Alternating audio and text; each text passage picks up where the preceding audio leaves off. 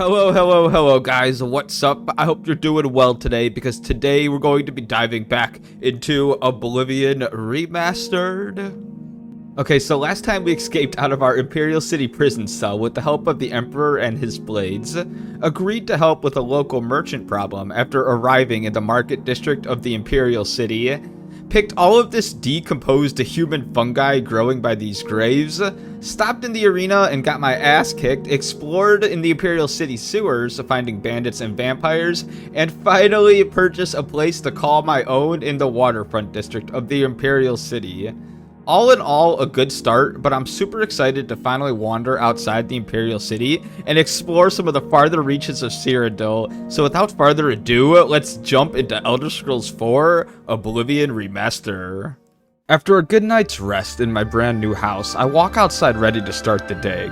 It's Friday the 31st, meaning it's been a whole 5 days since the events of the Emperor being assassinated. After finding success with the bandits and vampires working beneath the Imperial City, I figured I might as well try my luck back at the arena and see if my new hand-to-hand combat style would bring me more success. I've also resorted to just stealing everyone's food, not that I need it with the abundance of free food laying around, but more so because I can process the stolen ingredients into a potion that is not stolen, therefore being sellable at normal shops.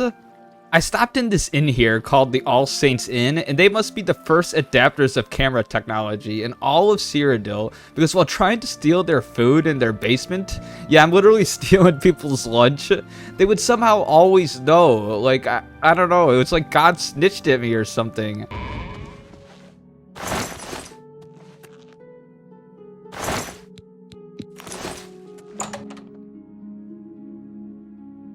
Somebody help! Come quickly! We've got a burglar!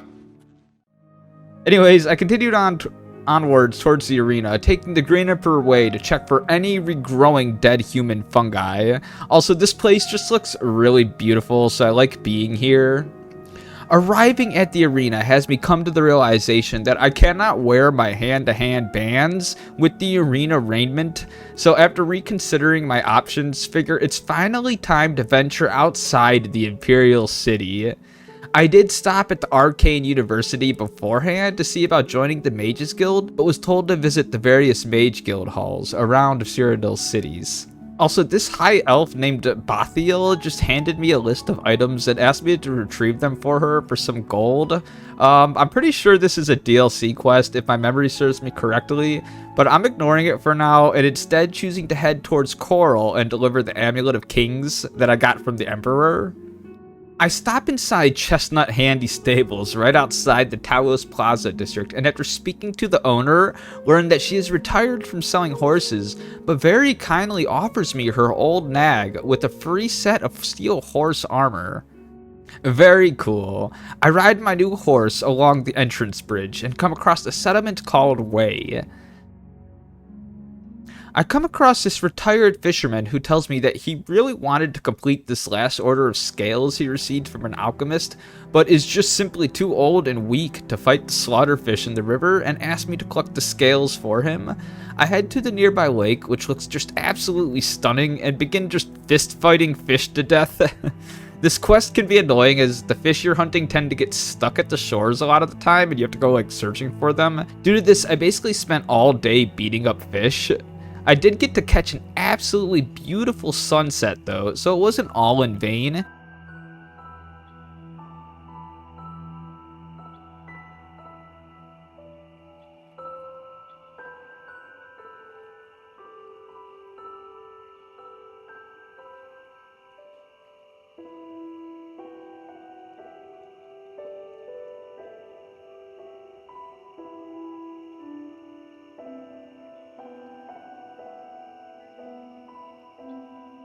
And I even came across two fish grouped up together, which saved me some time. I return to this fisherman, which at this point it's the middle of the night and he's fast asleep. My intrusion doesn't seem to bother him, however, as he is ecstatic to see that I have returned with the scales and rewards me with a ring he acquired during his travels, the Jewel of the Rumare, which gives me constant water breathing and a bonus 4 points in athletics. Very nice considering how quickly I almost died drowning earlier when getting those scales for him. I stop by next door at the way in and talk to the innkeeper, Narusa, who tells me she's a wine collector and will pay handsomely if I can find her 6 bottles of a vintage wine called Shadow Banish wine. This wine is very rare as only one batch was ever made. It was specifically for the Imperial Legion soldiers stationed at the forts, as it gives night eye and helps them better see at night. Interested in this, I accepted her quest, but decide to not get a bed for the night, as I'm just not really feeling tired at all for some reason. Instead, while feeling energized, decide to jump on my horse and continue west towards Coral, ditching my horse shortly after, realizing I'm a speed-built character who needs athletic levels, so, I'm just gonna, run everywhere. I'm not gonna use the horse. While traveling along the path, enjoying the night breeze, the air suddenly became extremely dry and tasted like iron. Further investigation led me to an unholy sight, an abomination protruding from the ground that could only be one thing: a gate to the almighty Mehrunes Dagon's Daedric realm of Oblivion. Despite the intimidating nature of this gate, I felt confident, almost bloodthirsty for some reason. This bloodlust actually led me to charge headfirst into the Oblivion Gate with the idea that I'll actually do really well in Oblivion, as a lot of the enemies I will encounter in here will use magic, and maybe I could finally start using some of my own magic if I can absorb their spells. Coming out through the other side of the gate, I find myself in Oblivion. The air is thick and hard to breathe, the smell of iron and lava mixed with burning flesh intense. There is a single lone tower in the distance that I start making my way towards. Interestingly, I did notice that there is some flora growing in Oblivion, but when going to pick some, was quickly disappointed after learning that the plants in Oblivion can actually fart on you. There's some scamps along the way that go down easily enough, and this minefield that I make my way through. Snake, be careful. There are claymore mines around there. And eventually come across this cave that leads me into some winding caverns, and let me tell you, these nether tunnels here are absolutely terrifying to be in.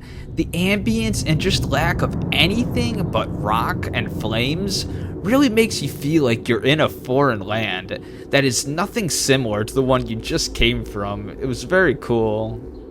Anyways, I traversed through the tunnels, fighting scamps along the way and leveling up my hand-to-hand level to apprentice, and eventually re-emerged right outside the big tower that I saw in the distance earlier. I restore some mana at these little fountains and then head inside and am greeted by this giant beam of hell energy. The journey up to the tower went pretty well. There's only really one time I was in trouble, when I had to fight 2 Drabora at the same time. However, due to my magic resisting and absorbing, I was able to stay topped up on mana during the fight and come out on top. I did want to point out the sounds these machines make. It somehow sounds like machinery while also sounding like a soul being tortured at the same time. I fucking love this so much, and it reminds me a lot of Hellraiser, one of my favorite movie series.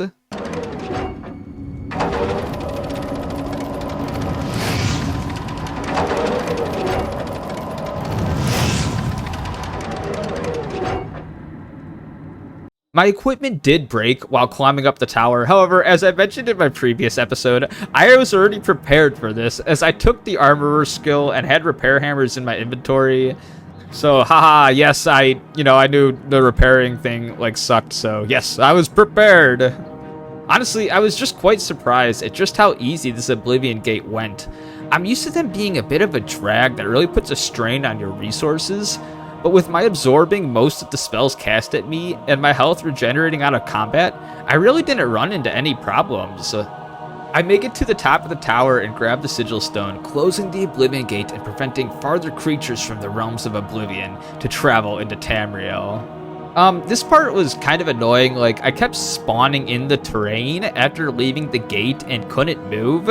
It would even happen after reloading a save, so I just fast traveled away to fix it. But I mean, if there had been an enemy nearby and I would have been blocked from fast traveling, I'm pretty sure I would have just been soft locked here and literally would have not been able to continue this account. So, Bethesda, if you're watching this should definitely be fixed. Anyways, I go to check the time, as it's now daylight when I return back to Tamriel, and it's Saturday 3 p.m., which means I was in Oblivion all night and morning. Absolutely exhausted at this point, but still too much of a Scrooge to pay the innkeeper, I find a small encampment at the nearby Fort Nickel and settle in for the night. However, don't get much sleep as I'm awakened from a horrible nightmare in the middle of the night. And that's when I realized that I was indeed inflicted with vampirism at some point during my previous exploration of the Imperial City sewers and had just not realized I contracted the disease. It explained my sudden burst of energy the other night and the bloodlust I felt when encountering the Oblivion Gate. I at first thought this would be bad, as vampirism in original Oblivion is utter garbage, but it seemed to have been buffed as I was getting a bonus 5 points to a crazy amount of skills, basically turning me into a buffed version of my previous self. Like I was like a superhuman, basically. I went into the fort I was encamped at to test my new combat abilities on the marauders stationed there, and was really having no trouble with fights at this point due to my extremely buff state of the hand-to-hand bands I was wearing and my vampirism now. Anyways, after making short work of the marauders, I continue onwards to Coral again, stopping to admire my beautiful fur boots. I arrived shortly after sunrise, stopping at this farm here, and just once again being a food thief, literally just steal their entire crop and livelihood before continuing on to the city of Coral. I've still got all this crap on me I need to sell, so I go to the nearby store, and after telling this Argonian to mind her own business, realize that I'm making absolute bank by selling all these potions that I've been making. Also, I want to point out these amazing textures on the barrels and the wood in general out here.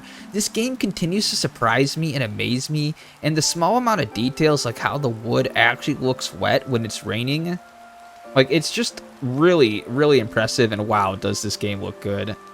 It really, really does well at its job of making me forget I'm playing a game I've already played before. Farewell.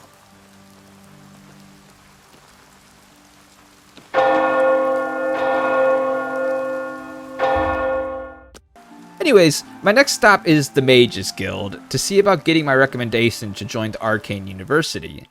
Tychius, the guild hall leader, tells me that in order to gain his recommendation, I must deal with a high elf by the name of Irana, that she's in town, and to find out why, and to help her leave town, as her and the guild don't see eye to eye. Also, I guess I get access to the guild amenities now, as the alchemy shop owner's whole inventory I was allowed to take without it counting as stealing, which I proceeded to do and sell back his own inventory to him. I also showed him this strange plant I found at the lake while fist fishing earlier called a nernroot, and he told me to seek out a master alchemist in Skingrad, as he's never seen this plant before. I also found this really expensive and I'm assuming rare book that I took for myself. I figured as a mage character, I would be more interested in books than other fighter type characters, so I wanted to eventually start my own collection. Feeling just a bit foggy, I head upstairs and take a quick 2-hour power nap in the guild living quarters, gaining 2 levels in the process. I'm still focusing on speed and intelligence at this point, with the extra points going into strength to help with my hand-to-hand. Back downstairs, I overhear this conversation between Tychius and the alchemy shop guy, in which Tychius basically says like he can't read, and he's their guild hall leader, so I feel like that should be a bit concerning. Be seeing you. Fantastic. Thanks for asking. Picked up a good book at Renoir's this week. Sure wish I could read it. I should visit Renoir's more often. Good to know. Goodbye. I'm still brainstorming of a way to deal with my extremely detrimental magicka problem, so purchase a couple of summon spells in hopes I can get my summons to cast spells on me that I can absorb and gain back some magicka. It kind of works, but I mean, my summon despawns before I can really get back enough to make it worthwhile, so I'm still stuck with the magicka problem for now. I go talk to the high elf Irana, and she tells me she's looking for a book called Fingers of the Mountain, and wants me to go retrieve it for her at an old ruin called Cloud Top. I make my way to the ruin, stopping to collect alchemy ingredients along the way, and also admiring the lighting, when I come across this cave hidden behind a waterfall that I just absolutely have to check out. There wasn't anything too interesting inside, just a bandit gang that I took care of. Their ringleader put up quite the fight, and when going to loot her, realized she had an enchanted chainmail cuirass, which gave me some bonus health, along with chainmail boots and a light iron shield. All upgrades to my current equipment, so all in all, it wasn't a total waste of time. When exiting the cave, I came face to face with this deer who was maybe getting a drink of water or something. I'm not sure, but seeing this deer while standing behind the waterfall was very atmospheric and cool. I just loved this. Anyways, so I make it to the ruins and find the book Irana was looking for on this completely burnt up corpse, which was a little odd. On my way back to town, I actually got overpowered by a timber wolf of all things and like had to run away in defeat all the way back to Coral. And the dang timber wolf chased me all the way back to town too. I thought he was going to come into town after me, to be honest.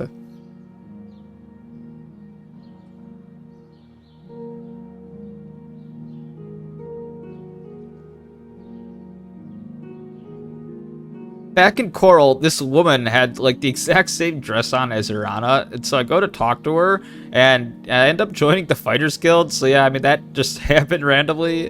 The actual Irana is over at the Grey Mare Inn, so I head on over there, and I'm greeted by an individual named Valis, who tells me he fears for his sons who went off to fight some creatures at their farm outside the city because the guards refused to help. He wants me to go and meet with them and help him fight off the creatures so like they don't die. I agree to help, not mentioning the fact that even if they get their farm back, all of their crop is gone due to a certain food thief. And head back upstairs to talk to Irana and give her the book. She tells me she needs some more time to translate it and to return to her in a day's time. This was perfect, as besides the power nap I had taken earlier, I hadn't slept in almost 24 hours, so I returned to the Mage's Guild to sleep, but all of the beds were taken, and I literally couldn't give this guy to give up his bed, so instead headed over to the chapel to see if they have some beds for me to sleep in. Inside the chapel, I find they don't have any beds, and while exploring the chapel hall, I find and steal almost a complete set of the Song of Polonial books for my collection. It's morning at this point anyway, so I figure screw sleeping. My vampirism is evolving to the point where I'm taking sun damage and literally smoking in the sun. I stop at the bookstore on my way back to the Grey Mare Inn to check their inventory and just wanted to point out Estelle Renat here is like pretty hot. She unfortunately isn't carrying anything I want to add to my collection though, so continue to the Grey Mare Inn and meet this orc outside who just greets me in this very funny way. Well, ain't you the hot Tom Titty? Irana isn't finished translating yet, so I figure while I'm here in Coral, I might as well go visit the castle. After introducing myself to the Countess, she informs me that she is very busy at the moment in an investigation into a stolen painting of her lost love, the Count Valga, and I offer to help her in the investigation and promises of a reward. I go about questioning the various residents of the castle, buttering up some with my charisma while offering small bribes to others, and come across the lead that Orgnolf, one of the castle's porters, has been drinking quite a lot lately and spending a lot of his time in the West Tower. It seemed to be suspicious activity to multiple people, besides the guard captain who instead cast suspicion on Chanel, the castle resident mage who's also been spending time in the West Tower. So I go and check out the West Tower and discover a hidden area set up for painting, which is kind of odd. With only 2 suspects currently, I go and farther investigate their living quarters and discover that Chanel has a book of painting supplies in her room, implying that she's an avid painter. I was pretty lost at this point as I couldn't find any farther evidence pointing towards Orgnolf, the guy that was drinking too much, and I wasn't sure how being a fan of painting suddenly makes Chanel a thief as well. Sure, I overlooked something. I re-went over Chanel's alibis, and she mentioned that she was in the castle dining area that night, and after going to investigate the dining area, find paint stains, which I guess is the evidence I need to accuse Chanel of the crime. I don't know, I never really liked this quest narratively. Maybe I'm missing something. I just don't see how the paint stains prove anything other than the fact that Chanel was in the dining area that night, which she already told me herself. I guess it's because everyone else's alibi could be checked out by another person, while Chanel's and Orgnal's was just hearsay. But yeah, anyways, I addressed Chanel about it, and she tells me that she stole the painting because she was also in love with the Count or something. I mean, I don't really know. I'm more interested in my reward, so I go snitch on her over to the Countess, and I get some gems and 300 coins, which is honestly a pretty crappy reward or whatever. And now's the point, of course, after I get the reward, that I feel pretty bad about Chanel, because while she wasn't jailed, she was basically evicted from the city of Coral, and isn't even allowed to, like, live in Coral anymore. But oh well, after leaving the castle, I realized that the sun has went down, so go check in with Irana, who still hasn't finished translating the book, and after debating sleeping for a bit, as I've been awake for almost 2 days now, decide against it, as I'm going to have to get used to being awake at night eventually due to being a vampire. Instead, I check my map and notice this castle marked that is pretty close by, so decide to make my way over to said castle, and upon arrival, find that it is under siege against a bunch of marauders. I didn't even realize they were marauders at this point because the NPC detection is like bugged out or something currently. Because I walked right up to these dudes and listened in to almost a whole conversation before both of us realized we were enemies and started fighting. It was very odd. After fending off the attackers, I'm still really powerful at this point due to my vampirism. One of the man-at-arms hands me a will written by the late Lord Kelvin, who is like literally just laying dead outside the gate here. Reading the will basically explains some of the background behind the castle, and that the late Lord Kelvin here just wants the castle to be glorious again, no matter who inherits it. Yeah, this is definitely a DLC quest, I'm pretty sure. I honestly just kind of forgot about it up until this very point, but yeah, I was told I could purchase more furniture and such for the castle at the market district in the Imperial City. This was convenient, as I already needed to go there again for furniture for my waterfront house, so just kind of left the castle as it is for now and set my sights back towards the Imperial City. I did stop back at Coral and check in with Irana, who finished translating the book and gave me a specific portion as a reward. This portion of the book instructed me to return to the ruins I found the book at and cast a shock spell at the pillar while holding a Welkin stone in my inventory. I didn't have a Welkin stone. I checked the Mages Guild to see if anyone had one for sale, and after I couldn't find one, finally got some much needed sleep in the living quarters upstairs. I awoke around 8 p.m. and found that my vampirism had once again evolved, making the damage I take in the sun almost unbearable at this point unless I feed to relieve some of the symptoms. This didn't bother me currently, as I was now receiving a bonus plus 15 to my stats and had a bunch of vampire specific spells I could cast, and since I was already heading to the Imperial City, I figured I could use the bonus stats in the arena. So yeah, now that the sun went down, I gave up on the Welkin Stone search and instead just began my trek back to the Imperial City, running into that dude's 2 sons from earlier who were going to fight the creatures on the farm or whatever. Honestly, I couldn't be bothered to help these two, especially after knowing that, like, I robbed them of all their crops anyways. So I just kind of ignored them and continued on my way. Back in the Imperial City, a thunderstorm started, and I just wanted to show you guys how it looks in-game. It was really cool.